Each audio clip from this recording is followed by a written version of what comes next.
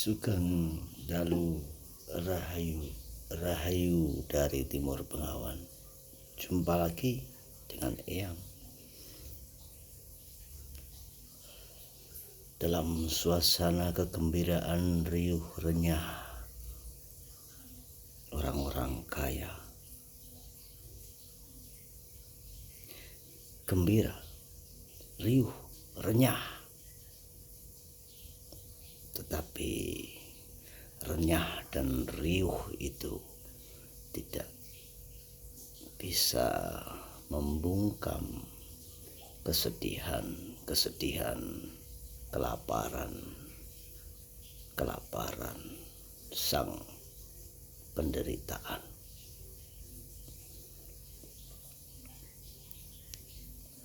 Penderitaan terlupakan oleh riuh renyah kaum jet set.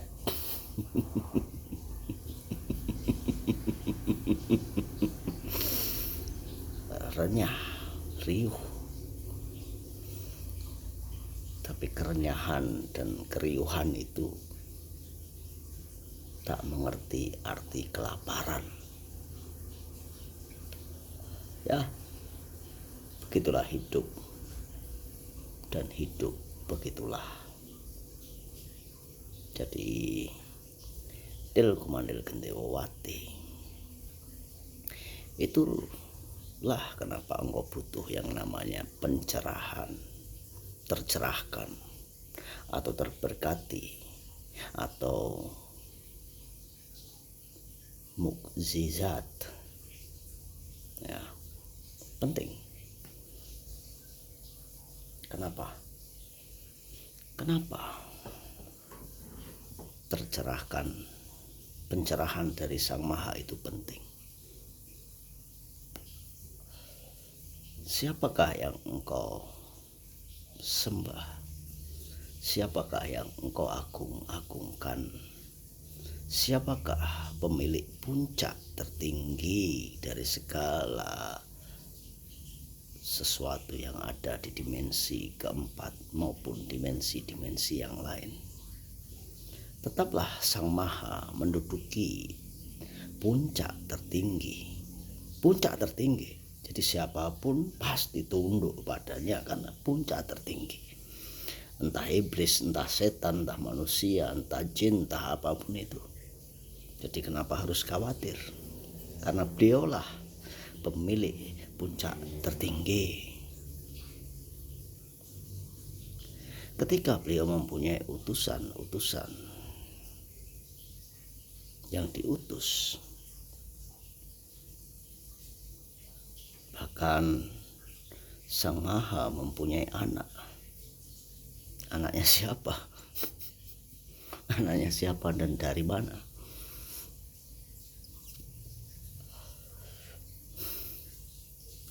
Dalam pencerahan, setiap orang bisa. Makanya leluhur kita sebagai orang Jawa percaya bahwa setiap orang mampu tercerahkan dan menjadi utusan, memberitakan kabar kebaikan ataupun kabar gembira. Itu semua orang mampu menjadi seorang malaikat tak bersayap, memberitakan kegembiraan, memberitakan kebahagiaan.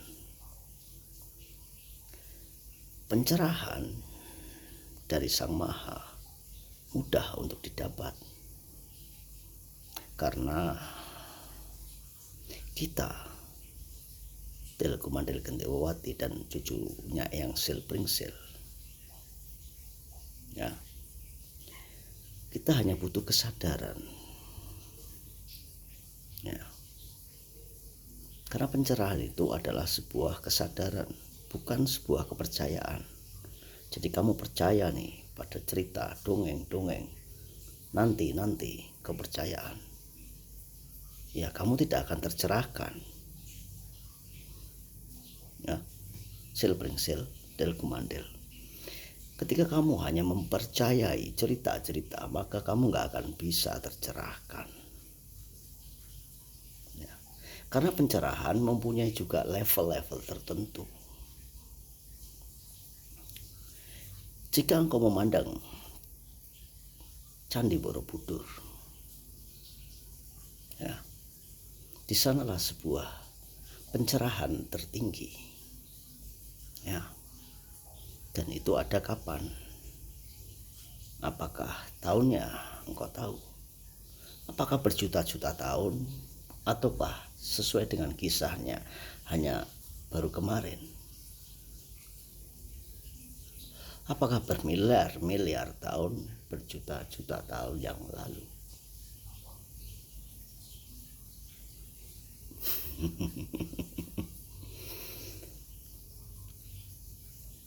Yang pasti ketika itu tempatnya di sebuah kota,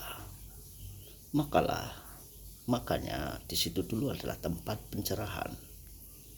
Dan pencerahan itu ada level-levelnya. Siapa sih yang kita sembah? Siapa yang kita sembah? Apakah utusan? Bukan. Sang Maha dari segala maha. Tetapi kita hanya berperilaku seperti utusan. Jadi sebenarnya kita tidak menyembah utusan-utusan itu, tetapi kita hanya mencontoh supaya kita berperilaku seperti utusan-utusan. Nah, utusan-utusan itu pastilah menderita. Makanya ada dua jalan untuk menjadi seseorang atau sebuah superhero, pahlawan. Dengan jalan penderitaan atau dengan jalan gempur, maju, ayo maju.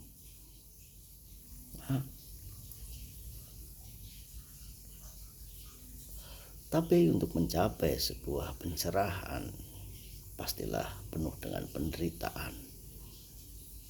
Nah, jadi ketika ada utusan anaknya Sang Maha yang yakin bukan anak, bukan anak, tetapi seseorang yang sudah mampu berada dalam level pencerahan tertentu, ya. Karena dia bisa sadar, bisa memahami dan mengerti siapakah Sang Maha, maka dia menjalani penderitaannya. Bukan percaya. Jika engkau hanya percaya atas sebuah cerita-cerita, maka sampai kapan engkau akan mencapai puncak pencerahan dan dirimu mengetahui siapakah Sang Maha?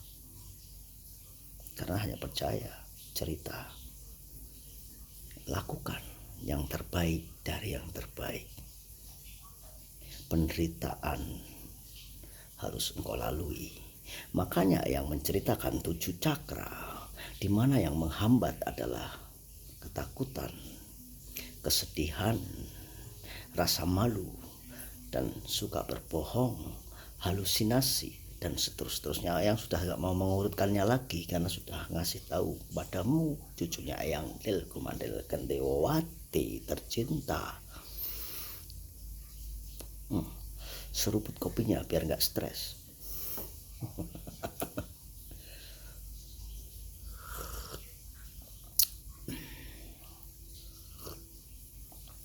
Ya, engkau harus menjadi bahagia, mewah dan bahagia. Engkau harus menjadi yang terbaik dari Kumandel Gendewati cucunya Eyang. Mewah dan bahagia. Jangan hanya kemewahan itu dimiliki oleh hierarki, ya, turun temurun, tapi engkau juga berhak menikmati itu. Seperti layaknya tembang para penambang, yang ada di sana dengan menyebut batu bara. Barang Tuhan dibagi rata.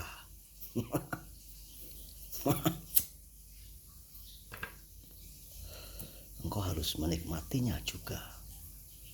Makanya kesadaranmu Delkumandel Gendewati dan Silpringsil harus engkau tingkatkan ke level kesadaran.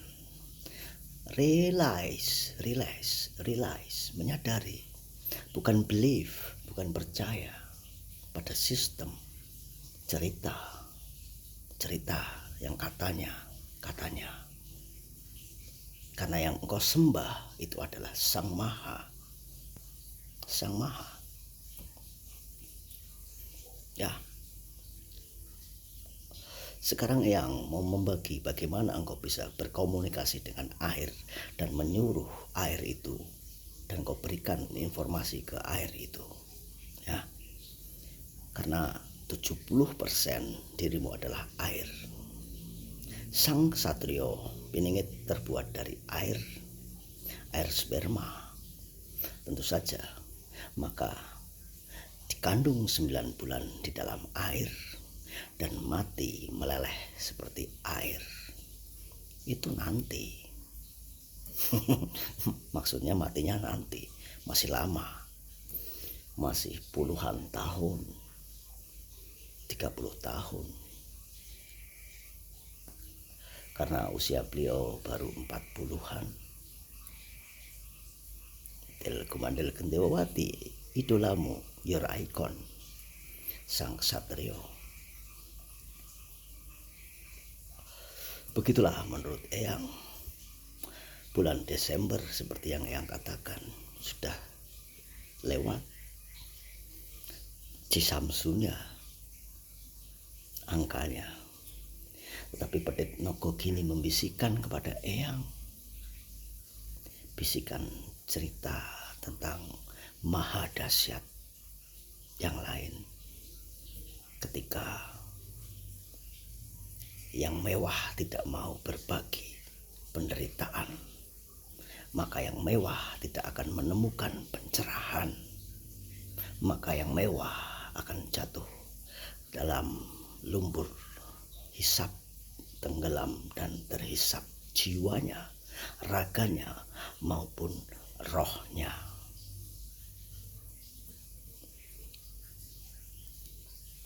Berkomunikasi dengan air akan yang jelaskan nanti.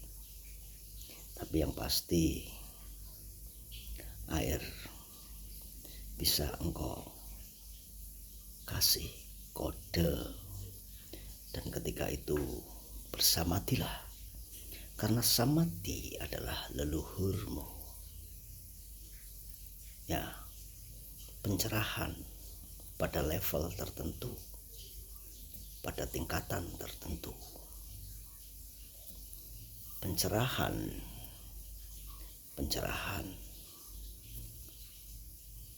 Engkau bukan menyembah utusan itu, tapi engkau hanya belajar bagaimana sikapmu seperti sang utusan, supaya engkau menemukan pencerahan.